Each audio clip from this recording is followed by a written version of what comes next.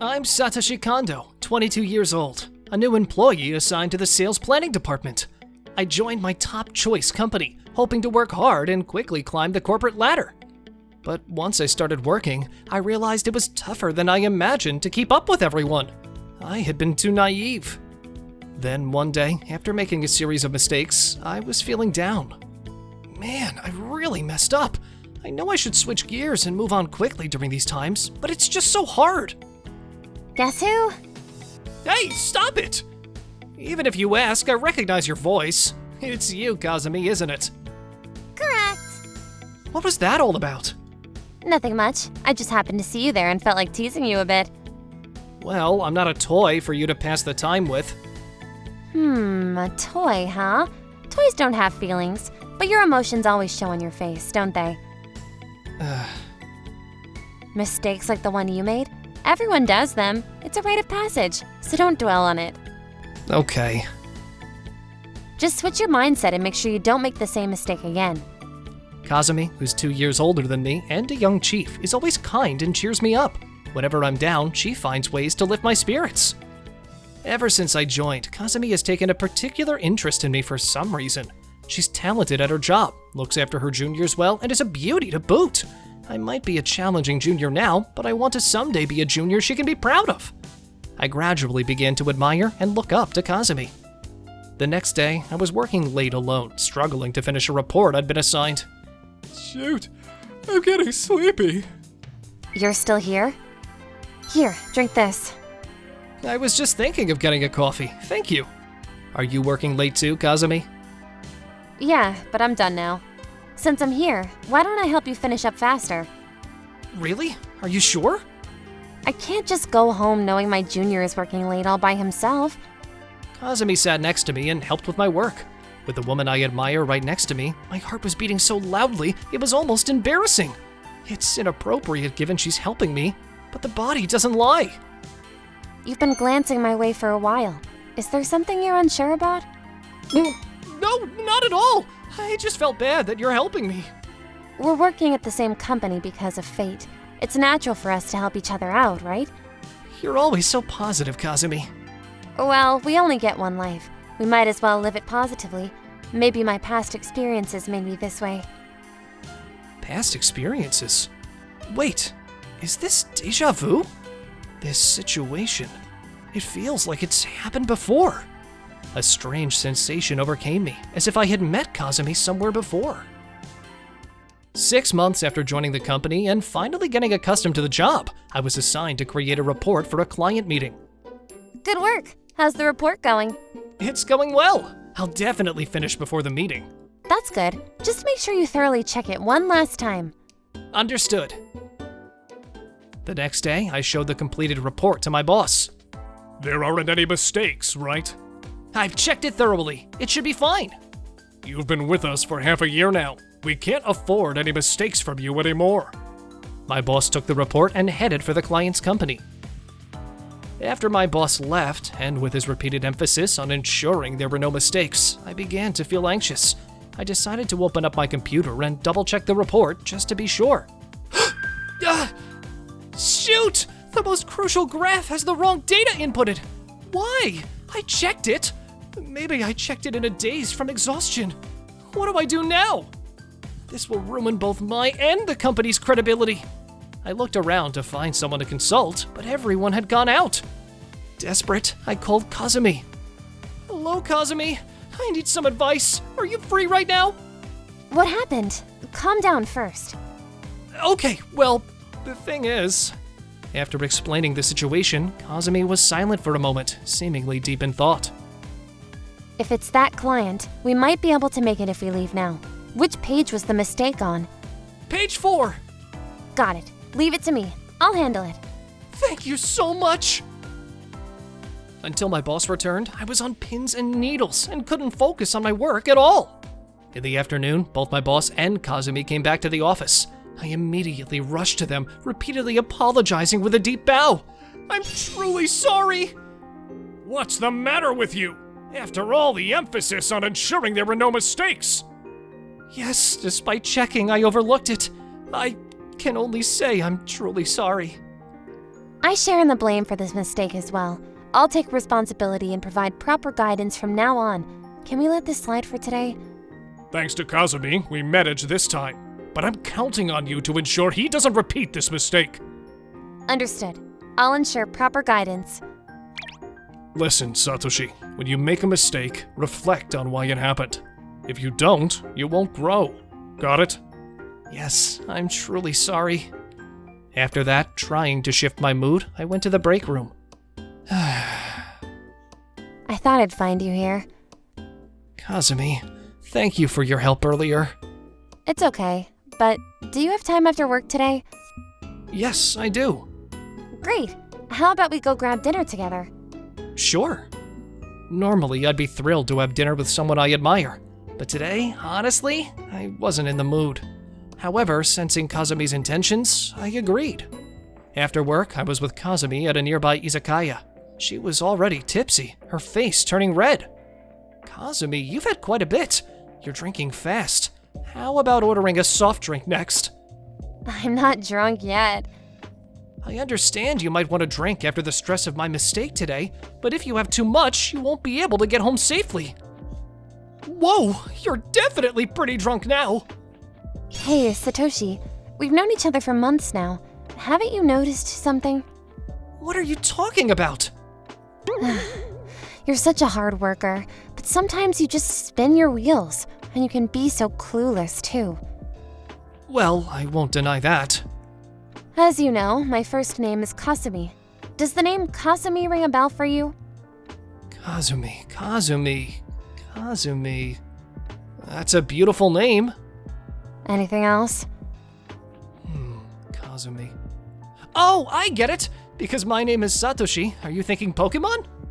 Come on, be serious. Sure, in the Japanese Pokemon, it's Satoshi and Kasumi, but in English, you'd have to say Ash and Misty for anyone not Japanese to understand, right? Sorry. Nothing else comes to mind right now. 10 years ago, in a hospital. Huh? Still can't remember? Wait! Are you the Kazumi from back then? Yes! So you really didn't realize it, huh? I recognized you immediately when I first saw you at the company. Kazumi was the girl I met in a hospital 10 years ago. This was when I was just 12. My grandmother was admitted to the hospital due to illness. I was especially attached to her since my parents were both working when I was little, and I was worried sick about her, so I visited her every day after school.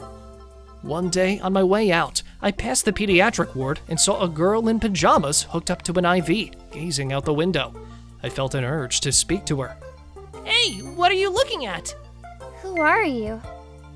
I'm Satoshi. I come here every day to visit my grandma. But what's happening outside that's got your attention? I'm waiting for my school teacher to come visit. I want to keep up with my studies. Wow, wanting to study? That's admirable. I always think about skipping school and avoiding homework. When you're hospitalized, it's easy to get lost in negative thoughts. So I try to think positively as much as possible. I believe that it might help heal me faster. That's why I need to study now so that I won't be behind when I'm discharged. I see. By the way, what's your name? Kasumi. I'm in 8th grade. I'm in 6th grade.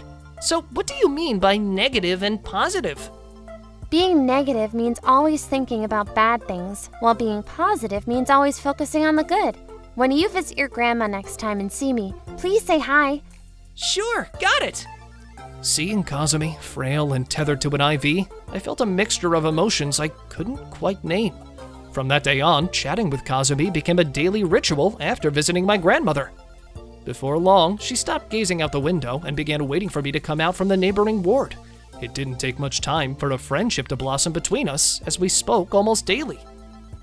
One day, when I couldn't find Kazumi in her usual spot, I peeked into her room. She was talking with her mother.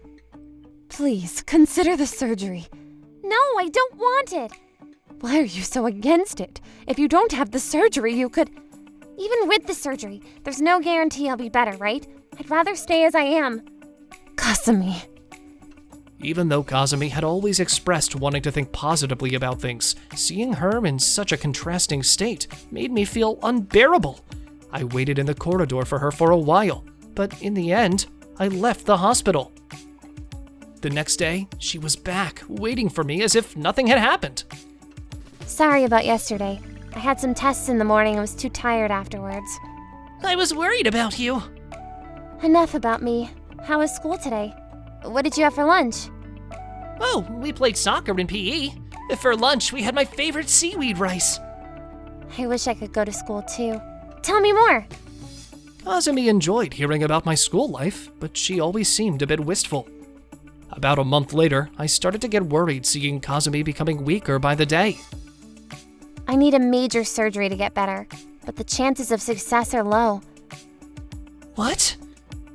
A low success rate means there's a chance I might not wake up afterward. I was too scared to even consider it, so I decided against it. Had decided? So are you? Yes, I'll go through with it. I found something to strive for. A dream. That's why I'm more positive now and ready for the surgery. That's great to hear! Yes. The smile she showed that day was powerful, much more than you'd expect from someone so frail. Despite battling a life-threatening illness, she never showed weakness in front of me. Maybe, to her, I was the only solace she had during those trying times. Seeing Kazumi smile, I didn't know what to say. I couldn't just tell her everything would be okay without any basis. To me, she was an important friend, someone I didn't want to lose, so I couldn't just blurt out comforting words without any certainty. Even now, I'm not sure if my silence was the right approach. The next day, as I was leaving my grandmother's room, I saw someone being rushed on a stretcher from the pediatric ward. A sinking feeling in my stomach, I began to run. Kazumi! After that day, I never saw Kazumi in the hospital again. Kazumi, you were alive? I never realized that Kazumi was the same Kazumi from back then. Oh, I'm so relieved. Hey, don't start crying all of a sudden. For the last 10 years, I had this nagging feeling, always wondering what had happened to you. There were times I feared you might not be in this world anymore, but deep down, I believed you were alive. Every time I recalled your smile from back then, it reassured me. After my condition worsened, I was transferred to a university hospital. I underwent a long surgery, and fortunately, I recovered fully. Later, I worked hard in high school, graduated college, and got the job at our current company. You've changed since then, so I never connected the dots. But now that I look closely, I see the resemblance. Your crying sobered me up. I feel like getting some fresh air. Let's leave. Do you know why I persevered back then? You mentioned a goal or a dream, right? You have a good memory. Actually, you were my first friend. Repeated hospitalizations made it hard for me to make friends. Even though you were younger, I always enjoyed our time together. My dream was to recover quickly and hang out with you outside the hospital. That's why I chose to be positive and went through with the surgery. And now, ironically, I'm the one who's lost his way, right? You seem to be lacking confidence right now, but time and experience will heal that. You gave me hope back then. I wanted to show you a healthy version of myself. We didn't get to meet after that, but here we are now. Back then, I was just a 6th grader visiting my grandma and enjoying my time with you. Nothing more. I always believed if I met you again, it would be fate. I felt like I'd been transported back in time. Meeting Kazumi again, especially when she's now my superior at work, felt so profound and significant. I've thought of you every day for the last 10 years. I love you, Satoshi. Will you be with me? But are you sure you want someone like me who's lost so much confidence? You're someone I truly admire, and while I'm grateful for your support, I feel like I'm nowhere near your level. Whoa! What are you saying? To me, you're a lifesaver. I finally found you, and I don't want to lose you again. Work confidence will come with time. If you love me, you should be with me. How about we give it a try then? No, if we're together, I promise you'll never regret it. Enveloped in her warmth, all my insecurities seemed trivial. In the end, she had her way with me. As we go through various experiences and grow, doesn't everyone have moments where they become timid or feel downcast? At the very least, I believe that Kazumi and I can support and understand each other.